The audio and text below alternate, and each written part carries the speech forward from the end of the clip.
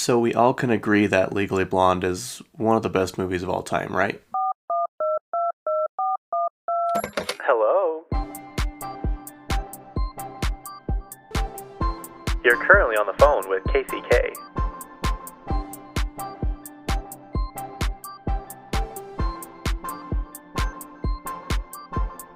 Yep, that's me. Welcome back, everybody. Happy Monday morning. It is May 20th. It is currently 7:34 in the morning. I'm a little late getting started. I don't know why it's so hard for me to wake up. Like, I like being awake in the mornings. I love it. There's just no better feeling than being awake before the hustle and bustle of the day. Plus, I hate rushing. I don't like being rushed, and I don't like, I don't like frantically scurrying about the house, like grabbing all my things, trying to get ready, trying to remember everything, I like to wake up. I like to take my time. I like to get going. I like to drink my electrolytes and my creatine. I like to just slowly wake up. I like to watch some TikTok videos, check Instagram. I know you're not supposed to check your phone for like 7 hours after you wake up, but that's literally the first thing I do. I do that. Maybe I should stop. Maybe that'll help me. But I just like to see what's going on. I like to see what I missed at night because I genuinely go to bed earlier than everybody.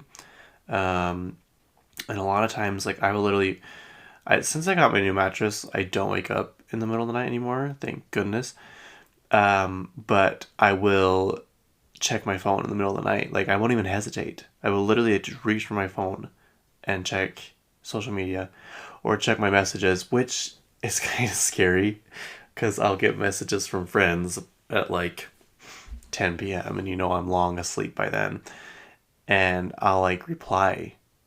And I will say I've done really well. I don't think I've ever sent anything weird, but I wake up and I'm like, oh no, what did I send? It's kind of like, I don't know, like drunk texting. You look back and you're like, oh, that's not good.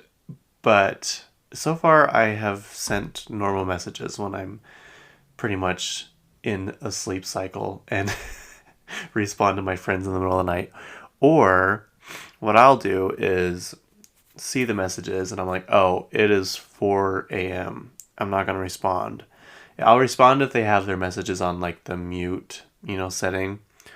But I'm like, and if it's someone I don't really know, I'm like, I'm not going to respond right now. Because I'm like, I don't want to wake them up, even though nobody has any problem texting me in the middle of the night. But it doesn't matter because I won't hear it anyways. Well, it's been several times. Like, my phone has been like near my head on my nightstand, and people have called me like 2 or 3 times, and I genuinely did not hear it. Like, when you hear your phone ringing and you're like, I just don't even have the energy to wake up and pretend like I'm not sleeping. Why do people do that? Why do we pretend like we're not sleeping? It's so weird. I get it like in the middle of the day, but maybe it's just me. People are like, sorry, did I wake you up? I'm like, no, I'm fine. Meanwhile, I'm like in a deep slumber still. Yeah. So what was I getting at? So even being awake early, as much as I love it, it is really hard for me to get out of bed, I will say. And I even have one of those alarm clocks that's supposed to look like the sun is rising. I sleep right through it. I actually didn't know it had a snooze button until my friend Catherine told me that it did, because she's the one that got it for me for Christmas. She's like, oh, you just hit the top of it. I'm like, oh. So for the past 5 years, I've been pushing off and then falling back to sleep for like 2 more hours. So I gotta do something different. I gotta put my phone across the room or something because I need to get out of bed. I used to have an alarm clock where you had to do math problems for it to turn off. And Lord knows that alarm was going off for a long time before I could figure out math problems. You could either do that or you had to go somewhere in your house and take a picture of a certain spot and it would turn off. That, or what else did you have to do? Something else. Maybe I should bring that back. Yeah, anyway. Good morning, everyone. Um, this is going to be just a random week. I just got random stuff on the agenda. I will say I don't think I finished my joke last week when I sang "Oops, I Did It Again" by Britney Spears. I was supposed to reference that into saying I saw Challengers again, but I don't think I did. So if I didn't finish that joke, that's what it was supposed to be about. But in between the time I put my intro music in and did my introduction or whatever, I completely spaced it. So that's what it was in reference to. Sadly, I did not see it. This week, I need to see it again. Apparently, it's already out. Like you can rent it to on streaming, which is like really soon. My cousin watched it. She said, and she said it was $20 to rent. That's more than going to the theater. Like at that point, just go to the theater. I had such a hard time between renting and just buying a movie. I'm like, well, what if I like it? Then I'm gonna have to buy it.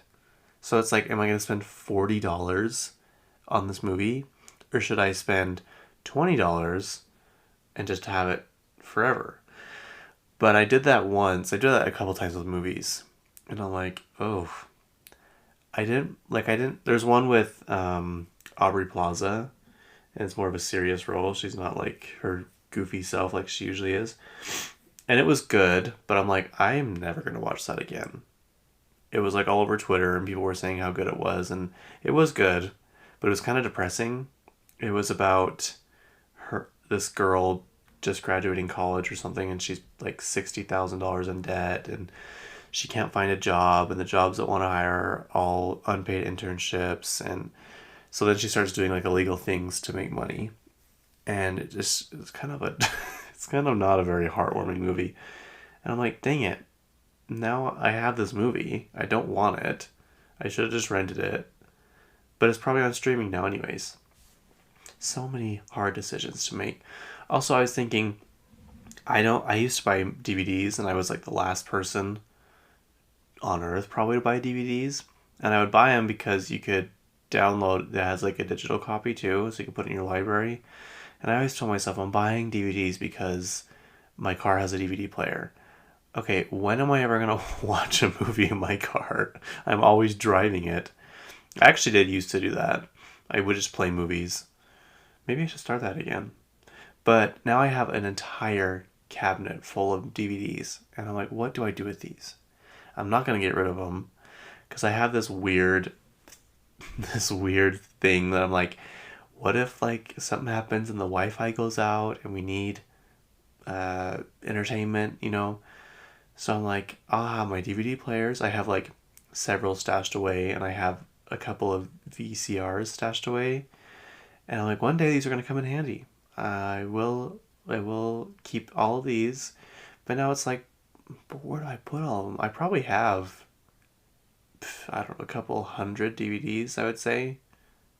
And I don't know what to do with them. I don't want to get rid of them, but I don't use them.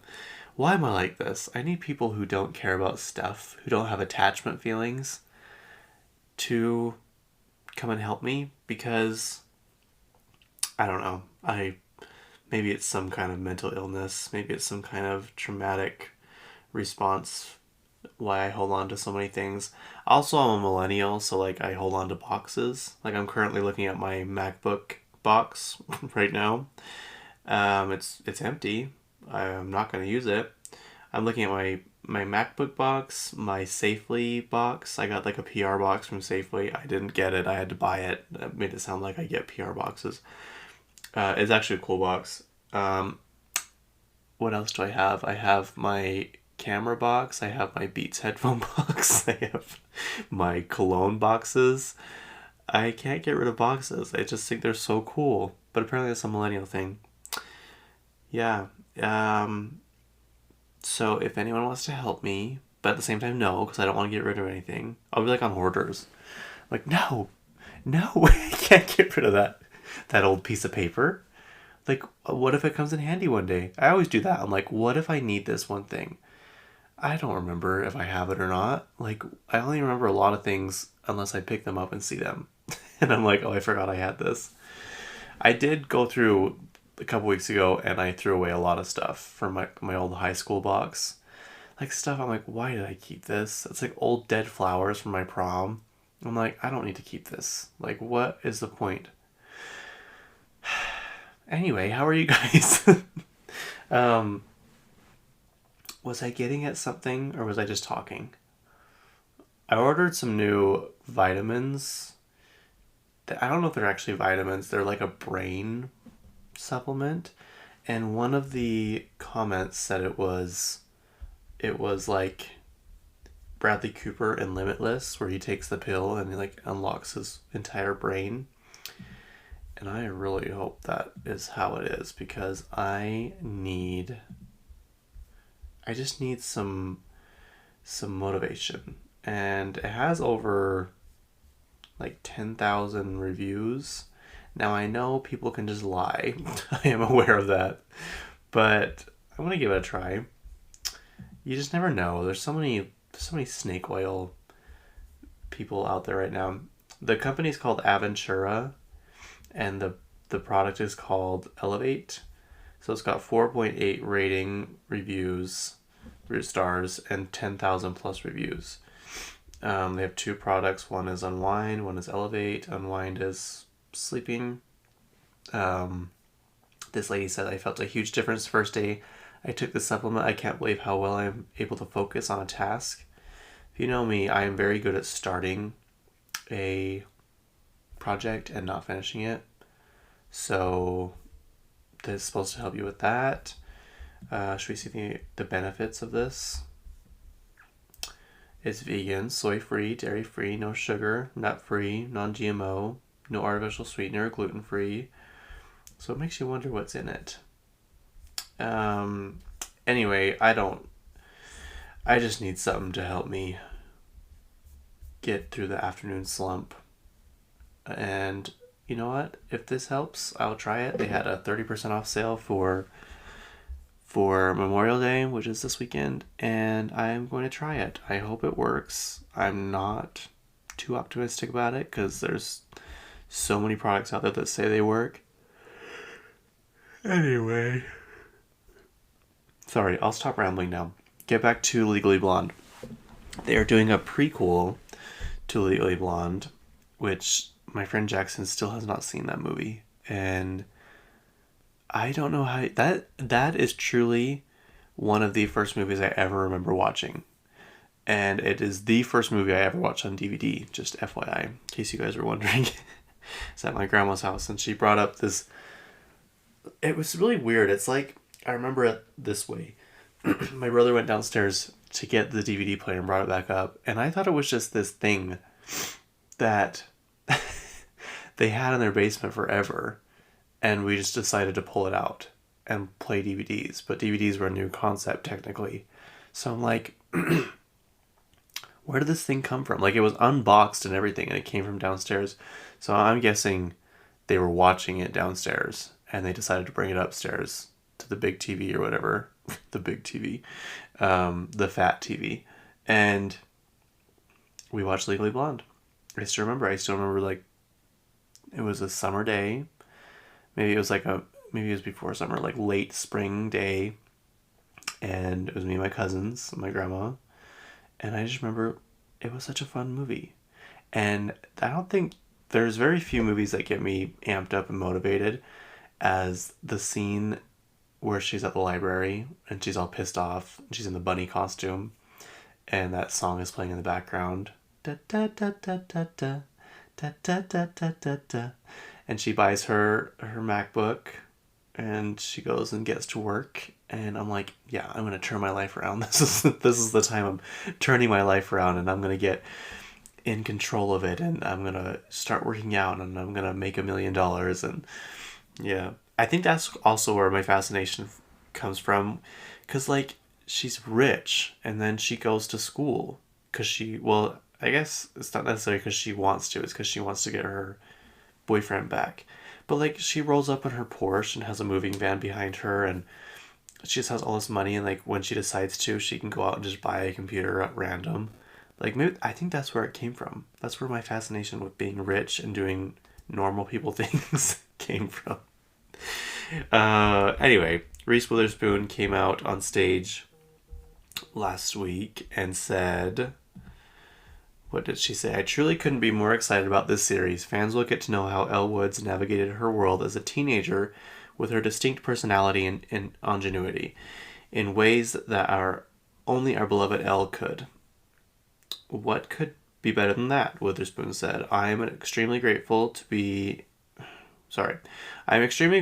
incredible teams at Prime Video and Hello Sunshine, along with our amazing writer Laura Kittrell, for making this dream of mine come true. Legally Blonde is back. She came out on stage in like a pink skirt with like a button-up blazer type thing, kind of like businessy vibe. But yeah, and apparently they're going to start filming soon, and obviously she's not going to be in it. I wonder if she'll make like a cameo or something. But anyway, Hello Sunshine is her what am I trying to say? Production company. And at one time, I don't know if she sold it, but at one time she was thinking of selling it for $900 million. Can you believe that? That is so much money. And Amazon obviously is doing it. Amazon bought MGM Studios, which is crazy. So now underneath like the lion when it roars, before movies start, it says an Amazon company. So yeah, that's pretty cool. Any Legally Blonde fans out there? It's such a good movie. If you haven't seen it or haven't seen it in a while, you need to go back and watch it because it's so good. What else? Eva Longoria. She is from the critically acclaimed, just kidding, I don't know if that's true, I think it is though, show Desperate Housewives. She plays Gabrielle Solis. She's also a rich person who just does whatever she wants. Remember the episode where they have to get rid of their stuff and she has to sell her Maserati, her car, and it's like her pride and joy, and this couple comes to buy it. They're like, yeah, it'll work. It's not our favorite, but it'll work. She's like, what do you mean? They're like, well, it's not really for us, it's for our nanny. So so could you imagine being a nanny and your boss is buying you a Maserati to drive around? That would be the life. Anyway, what else is she on that you guys would know her from? Okay, so Desperate Housewives is probably the most popular show she's been on. She was in Dora. I think she was the mom in the live action Dora. She was also in the new Overboard, the remake of Overboard. She wasn't the main character. That's Anna Faris, obviously. Anyway, she's that really pretty lady from Desperate Housewives, which is so crazy because her sisters call her the ugly one of the family. Isn't that so sad? I don't know if they say the ugly one, but they say she's not the prettiest. And I haven't even seen what her siblings look like, what her sisters look like. But she started out doing like beauty pageants or something. And then she decided to go and pursue acting or something, or someone told her she should. So she did. She's one of those people that can just do things. Like when the entire time she was filming Desperate Housewives, she was getting her bachelor's degree. And I'm like, how do people do that? How do people do so much at one time and not get burnt out? Eva Longoria's sisters. So apparently her sisters all have blondish hair. And she's the only one that's got like darker complexion. That's weird. I'm not seeing what they're talking about because she's definitely the prettiest out of all of them. I was expecting something very different, to be honest with you. Maybe they were just joking. Maybe she's just joking. Because she's so pretty. Just looking at her older photos too. I don't know. Maybe they're just giving her a hard time because she actually is really pretty. And What was I going with? Oh, she has a cookbook coming out. Sorry. Let's see. I have it pulled up here. Hang on. hang on. Nope. Oh my hell, I have so many tabs open, you guys. Nope. Wow, okay. I need to be more organized, you guys. I'm so sorry. This is, again, I can't get rid of tabs. I'm like, no, what if I need that again? Okay, let me just pull it up. Eva Longoria cookbook.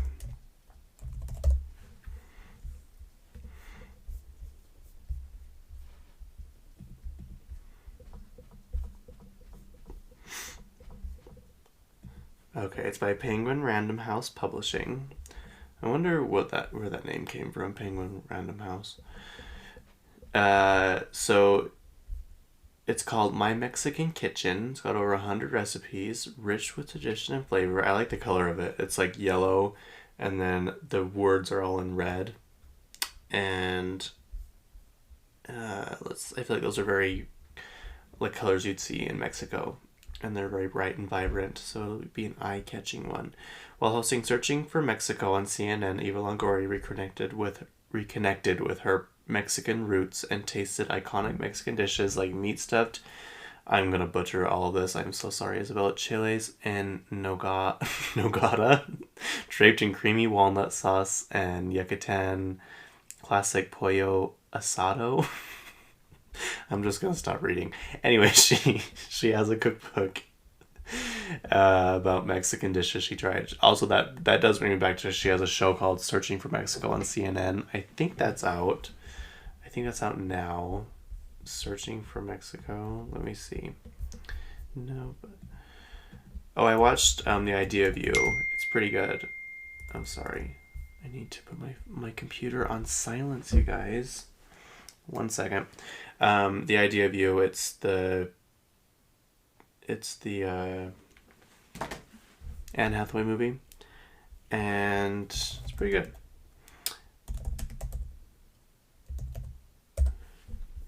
Let me just bring this up. Apparently it's out now. 7.5-star rating. It's a documentary following Eva Longoria as she travels Mexico to explore food ranging from tequila to mole sauce. You can watch it on... Oh, it's on Prime. No. Well, it is on Prime, but you had to pay for it. It's on Max, HBO Max. And I think, yeah, that makes sense because I don't know if they own it or have a partnership with CNN. And it's every Sunday starting March 26th, so it's still going. So you can watch it now. That's interesting. There's so many shows I'm like, I'm going to watch that. Then I totally forget. So I need to put that on my list. Anyway, if you're interested in learning how to make authentic Mexican food, you can check out My Mexican Kitchen with Eva Longoria. Sour is officially the most streamed female album on Spotify. It was Dua Lipa's first album forever and ever and ever. Olivia Rodrigo's debut record surpasses Dua Lipa's self-titled debut with 12 billion streams. And that's a lot. And I always wondered, like, I don't mind Dua Lipa's first album, but it just always surprised me that it was the #1 album on Spotify.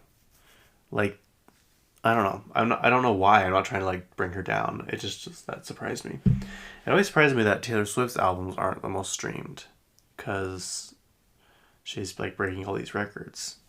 Numbers are just so weird, you guys. Anyway, Sour is a really good album, and if you haven't listened to it, you're obviously living under a rock. She said that her writing partner, whatever, helped push her out of her comfort zone and into more, fun songs, I guess, because she's like, if not, I would be just playing piano songs, piano ballads for my entire life. And I'm glad he did. I wonder where they met. I think it says it in the documentary on Disney, which that version of, is it Deja Vu Or there's a song on the album where she's like in the desert in these rocks and she's singing the song. I'm like, I really wish she would release this song the way it is, but I can't remember the song. Dang it. Oh well. Guess it's not that important. The ACMs were this week, American Country Music Awards, and I did not watch it, but Dua Lipa came out and sang with Chris Stapleton, so that was kind of exciting. Apparently they have a collab. I don't know if it's that song they did that they're going to release. I'll just go through a list of the winners. Entertainer of the Year was Lainey Wilson. There's a lot of people on here. Kane Brown, Luke Combs, Jelly Roll, Cody Johnson, Chris Stapleton, Morgan Wallen. I'm shocked that he didn't win. But I know Lainey Wilson's popular. Female Artist of the Year was Lainey Wilson. She's must be the person of the year right now. Because Casey Musgraves, I don't know who Ashley McBride is. Kelsey Ballerini, Megan Maroney. I started listening to her this week. She's pretty good. Male Artist of the Year, Chris Stapleton. Again, Morgan Wallen's on there. That's crazy. See what I mean? Do you see what I mean? Morgan Wallen, they always say like another record broken. Morgan Wallen's album, the highest streamed album or sold album of 2023, but he doesn't win Artist of the Year. I'm seeing some payola in here. Payola is that, remember, it's that whatever, like when artists pay to have their songs promoted more than others, which I know that sounds like just marketing, but it's not. It's illegal, and it happens quite often. So if there's ever an artist that you don't really hear from often or much, but they're always breaking records, just think payola, because that's what it is. Duo of the Year, Brooks and Dunn, they're still together. Brothers Osborne, Dan and Shay, they are the winners, Dan and Shay. Maddie and Tay, I've never heard of them. Or The War and Treaty, I don't know who that is here. Group of the Year, Old Dominion, never heard of them. They beat Lady A, wow. Formerly known as Lady Antebellum. Little Big Town. New Female Artist of the Year is Megan Maroney, that's good. I've never heard of any of these other girls. Kylie Morgan, Hannah Ellis, Ashley Cook. Interesting. New Male Artist of the Year is Nate Smith. Never heard of him. Connors, are they brothers? Connor Smith and Nate Smith. Dylan Scott, Cameron Marlowe, and Ernest.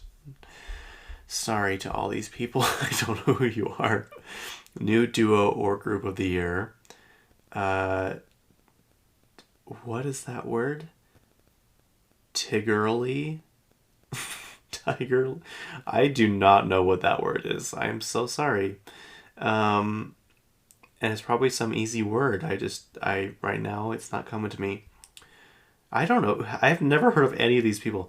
Album of the Year is Higher by Chris Stapleton. It beat out One Thing at a Time by Morgan Wallen.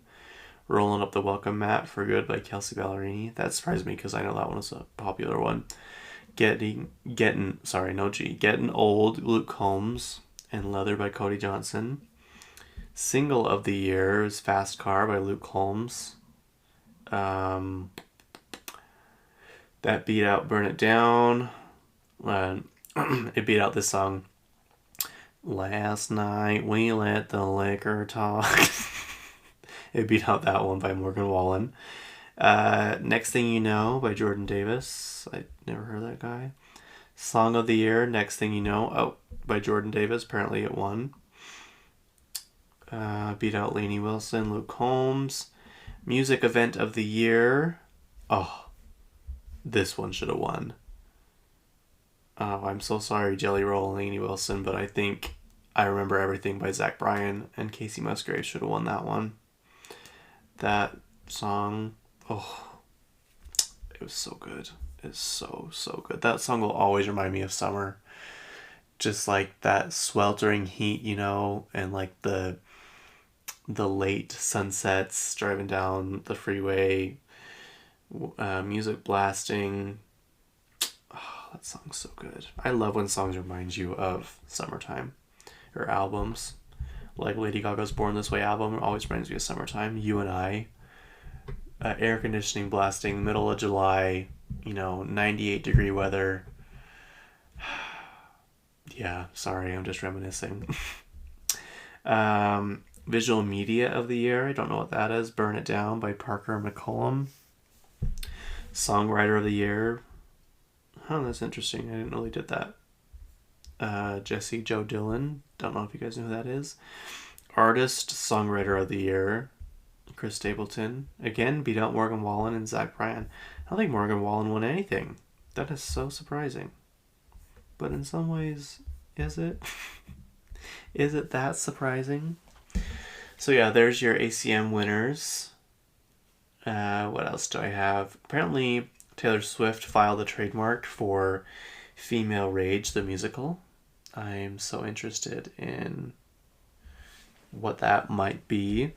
I also was thinking, she obviously switched up her tour. Sorry, her tour. I wonder, do you think Disney's pissed? Because they spent $75 million on her Eras Tour film.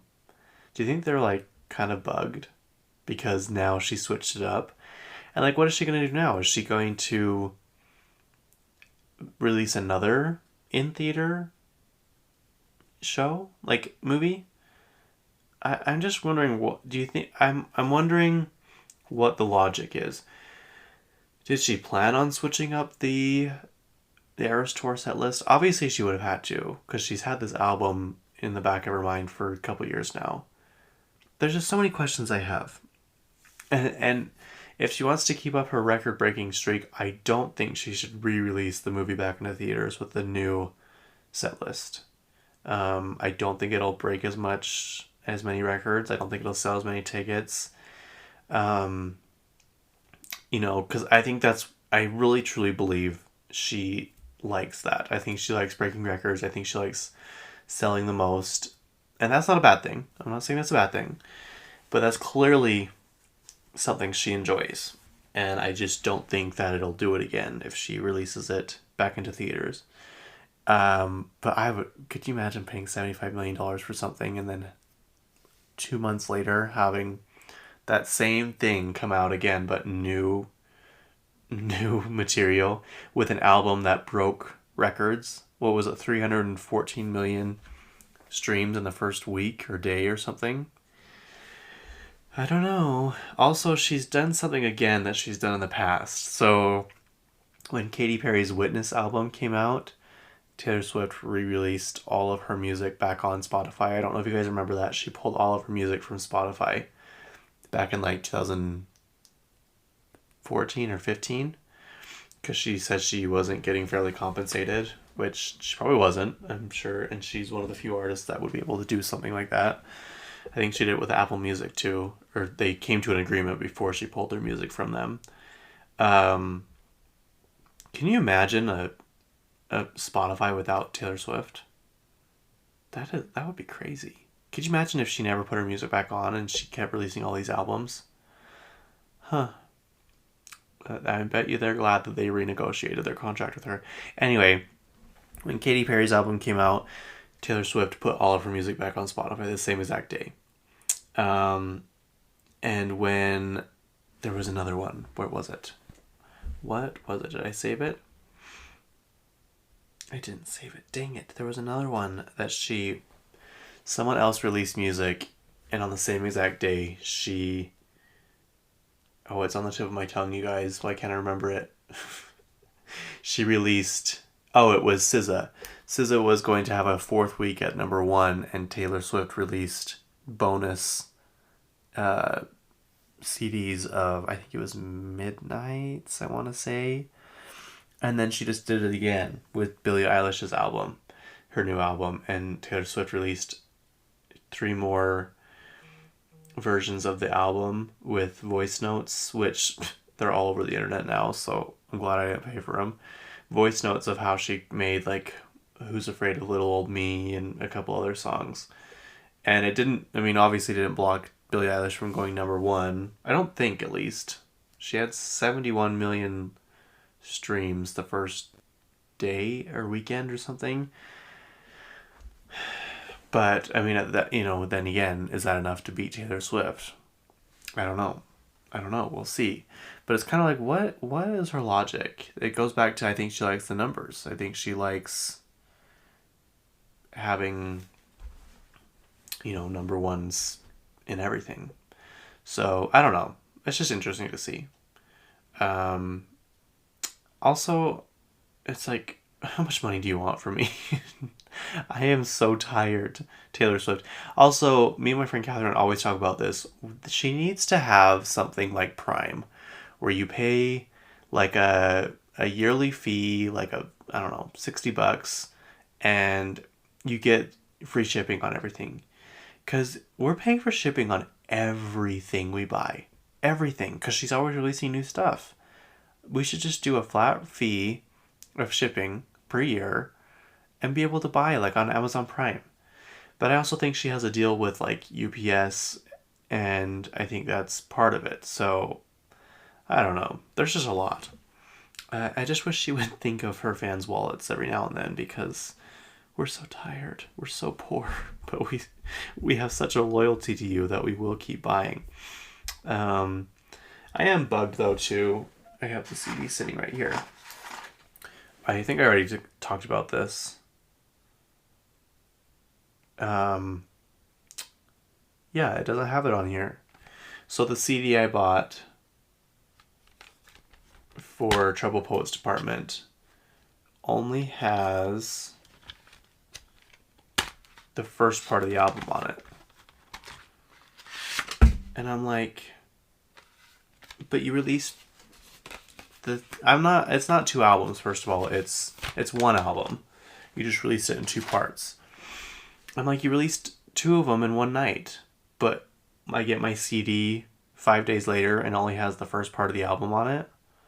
Really? Really? So now I have 3 vinyls and 3 CDs, all with just the first half of the album on it. And some of my favorite songs are on the last part of the album. I think that's kind of rude. I'm going to be honest. I know I'm a Swiftie till the day I die, but I'm going to be honest, you guys, that's really kind of messed up. Anyway, I'm going to move on. Let's move on to something different. What else should we talk about? What else is on my list? Chelsea Handler. She's the comedian extraordinaire who I'm obsessed with. She had a show called, back when I was in like 7th grade. It's called Chelsea Lately. My sister showed it to me. And I thought her last name was Lately, but that was just the name of the show. And I loved it. It was so good. If you guys ever had the opportunity to watch Chelsea Lately, it was on every night on E. I'd watch it to go to bed. And it was just so funny. It was such a funny movie or show. And it was basically like her talk show, but at the beginning she'd have like a round table of all of her friends that were comedians, and they would just talk about topics. It was so funny. Anyway, she is going to Las Vegas to have it's not like a residency, but I guess it kind of is, but it's not that many shows to be considered a residency. Let me pull it up. Chelsea Handler. She's going to be performing at the Chelsea Theater, which is at the Cosmopolitan Hotel, which I stayed at on my 23rd birthday. Could I afford it? No. Did I still do it? Yes. My credit card hadn't gone through yet, my payment. And so Catherine had to pay for the first night. Luckily, I was able to go down the next day and switch the card back to mine.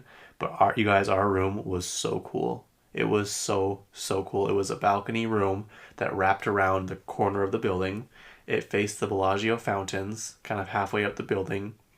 It had this huge master suite, or I guess should I say primary suite. We're not allowed to say master anymore. It had a kitchen. It had another bathroom. It had this huge living area, and every single time the fountains went off, we would run. We're like, it's the last time. We have to hurry and go see, because the fountains would play, every, I don't know, half hour or whatever. It's a cool resort. So if you want to stay there, go right ahead. I would highly recommend it. Anyway, September 1st, November 2nd, and 30th. See, these aren't really residences. They're... Or maybe that's just when they start. But usually they would say from this date to this date. And January 18th, March 21st, and April 18th of 2025. And if you haven't seen her, she's really funny. So if you're in Vegas those dates and are looking for something to do, I highly recommend going to see her. I've seen her twice now, and she's just really funny.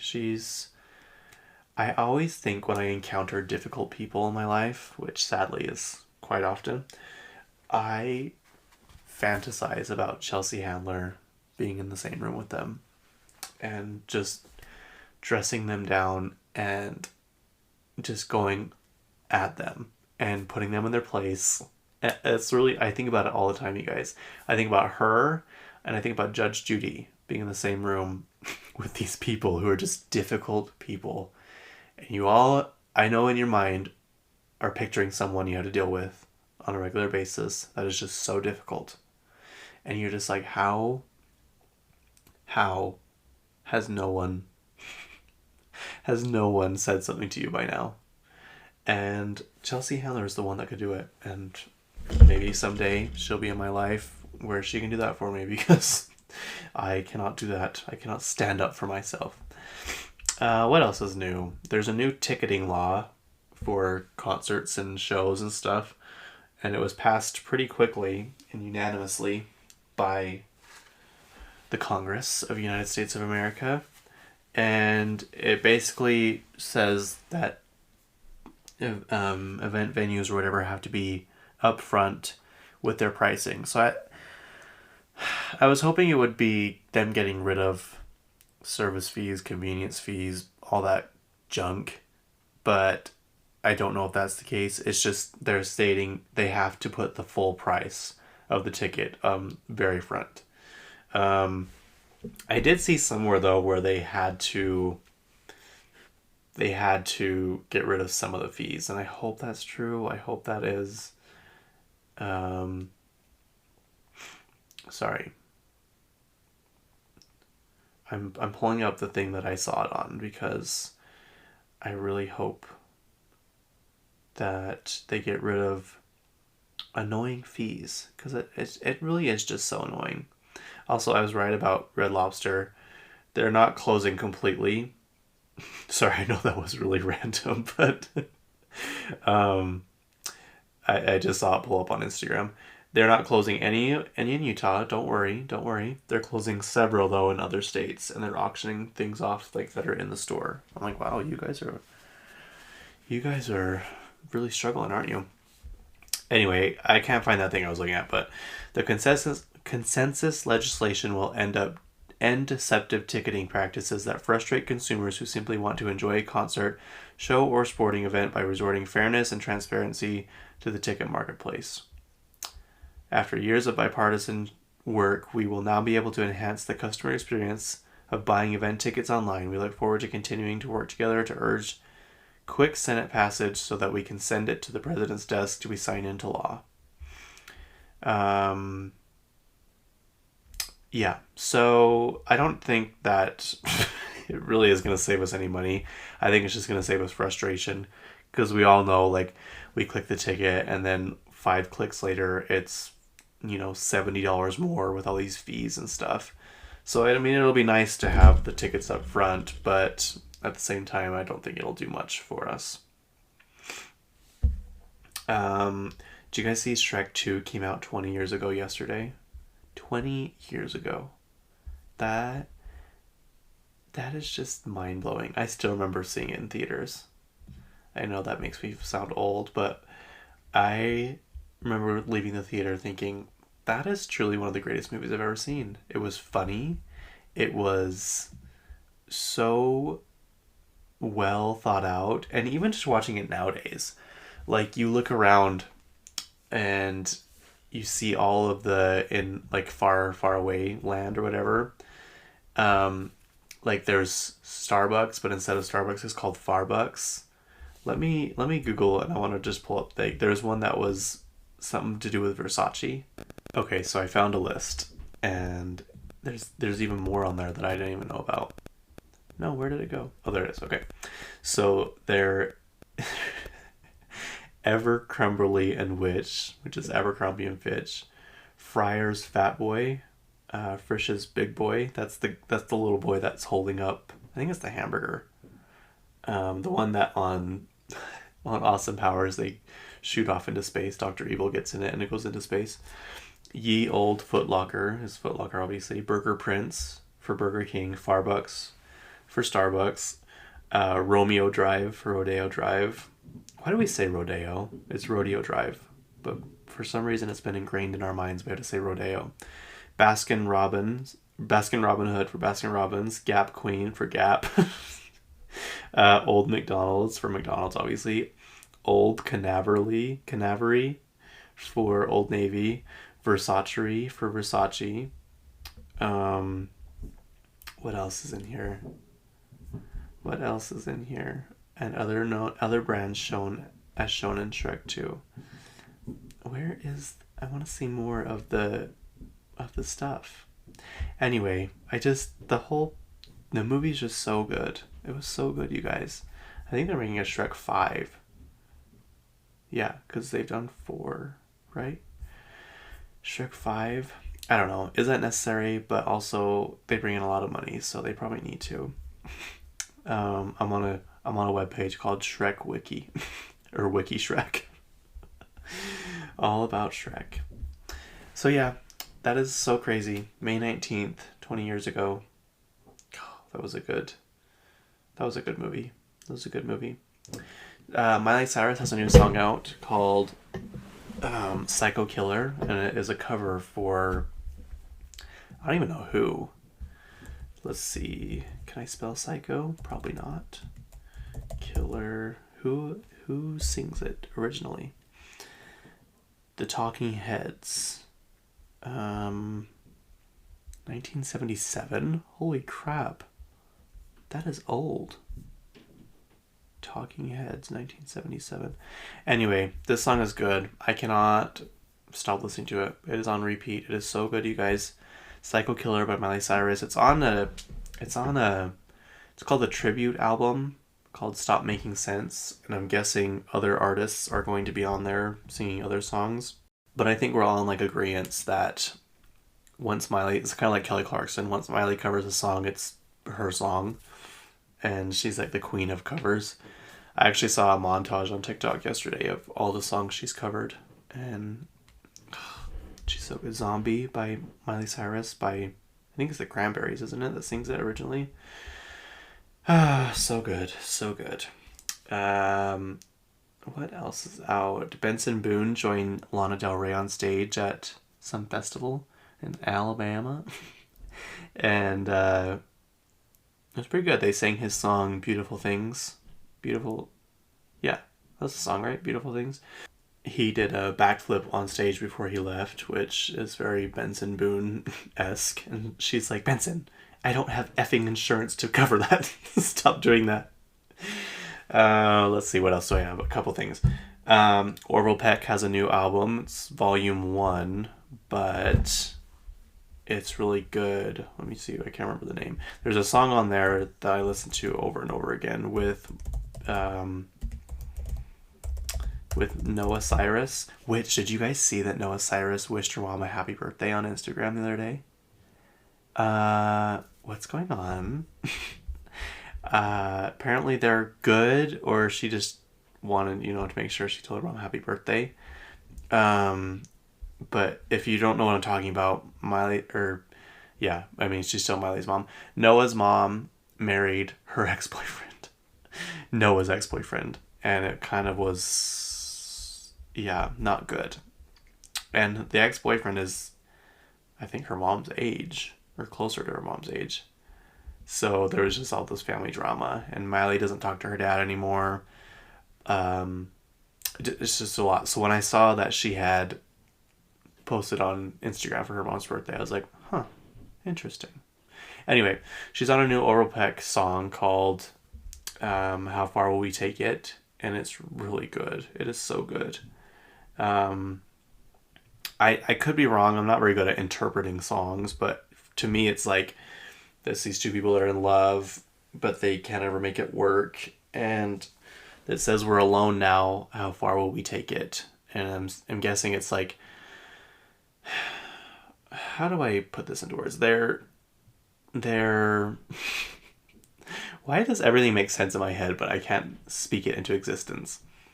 They love each other so much, but they can't admit it, or they can't be together, and they're alone, and they still won't admit that they love each other. Like, how far are they gonna take this? Like, they're not even with each other anymore, and it's like, how much farther away could you get? Anyway, that's how I interpret it. It could be totally different. It could be totally wrong, but I, like Lady Gaga said, she is the artist, and I am the what is the general public? I think that's what she says. It's not up to her for how I interpret the art. Anyway, his his new album is called Stampede Volume 1. I'm guessing it's going to be in 2 volumes. I actually got tickets, me and my cousin, to go see Orville Peck in Salt Lake with my friends Catherine and Dalton, so I'm excited about that. Billie Eilish. Actually, I want to talk about this thing first. This next segment, I'm just going to be a trigger warning. It's I'm not going to like explain what happens, but if you go look at the video, just know it is very, very hard to watch. It's of Diddy, and they're in a hotel, him and his ex-girlfriend Cassie, and she's the one he had to just settle a lawsuit for because she claimed that he was abusive to her and all this stuff, and he paid it to go away pretty much. And after seeing this video, I hope she got a lot of money. He did put out an apology video yesterday, I think, but I didn't even watch it because I don't give a shit. Like, I'm not trying to feel bad for Diddy. He's clearly not a good man. And anyway, it's this video of her, and she's coming down the hallway and trying to get to the elevator, and she has a duffel bag. She's clearly like startled. And then it shows him later. She's standing at the elevator. It shows him later coming down the hall just in a towel, and he like grabs her by the neck and throws. I guess I wasn't going to say all this stuff. Sorry. Anyway, he starts beating her up. Let's just say that. And it's so sad and it's so hard to watch. And he's like, I don't know, like dragging her down the hallway, all this stuff. And apparently she said he got really drunk and was violent in the hotel room. So he kind of passed out, and she grabbed some things and was just running away. At that point, I would have taken the stairs, because there's no other scarier feeling than waiting for the elevator. Even if it's just like you see some people coming down the hallway and you don't want them to go with you on the elevator, so you're like hurrying and trying to push the buttons. But yeah, the video is hard to watch, and I hope she got like generational wealth from the money he had to pay her, because that was awful. That was horrible. So if that is something that's going to trigger you, I don't suggest you watch the video. It's really hard to watch. No matter what.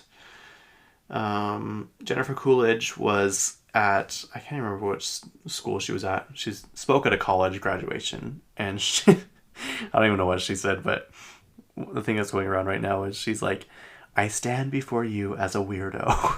And I just love that, because she is weird, but everyone loves Jennifer Coolidge. Okay, Billie Eilish's new album. I don't dislike it, but as of right now, it's not my favorite. I liked Happier Than Ever better. But I feel like I'm in the minority on this, because so many people are saying, like, this album has no skips, it's her best yet, all this stuff. It's called Hit Me Hard and Soft. She did no singles for it. She just released it all at once. She had like an album listening party. I don't know why. I can't get into it as much as I got into her other. But I will say Billie Eilish, for me, takes me a minute to kind of understand, kind of get what she was going for. But I will say, of all the albums this year released, it's probably one of my I shouldn't say least favorite. It's on my lower end of my favorite albums this year. Probably my favorite one it's probably a tie between, what am I trying to say?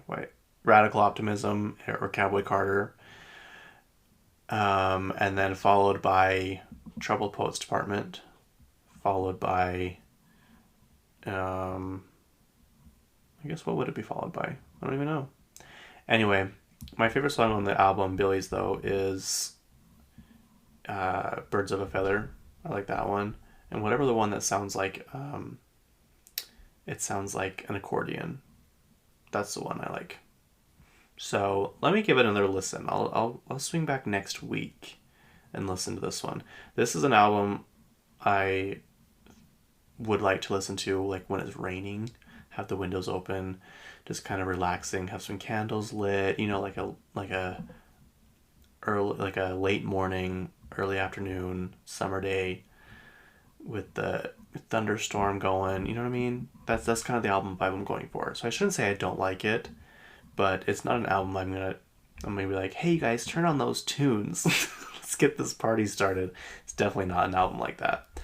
But it is good. And I appreciate her artistry and her, the way she creates things that are different from everyone else.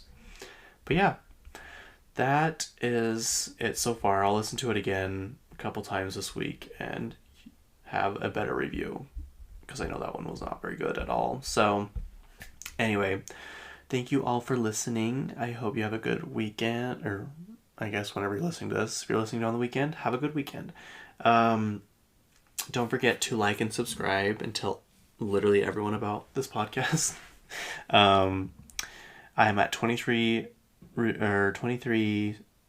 5-star ratings on Spotify, so if someone can just do one more and get me to 24, maybe let's just even it out at 25. If you haven't done it yet, please go do it. Rate me 5 stars on Spotify. And yeah, I don't know what else to tell you. Go stream Hit Me Hard and Soft. Go watch Legally Blonde. That's what you should do. Go watch Legally Blonde and Hit Me Hard and Soft. And what else should we do? What else should you do? I don't know. Enjoy the late spring we're in and how it's getting warmer and lighter. And yeah, I don't know. If any of you guys are graduating right now, happy graduation. We all know how I feel about school, or just how school feels about me, maybe. Anyway, goodbye.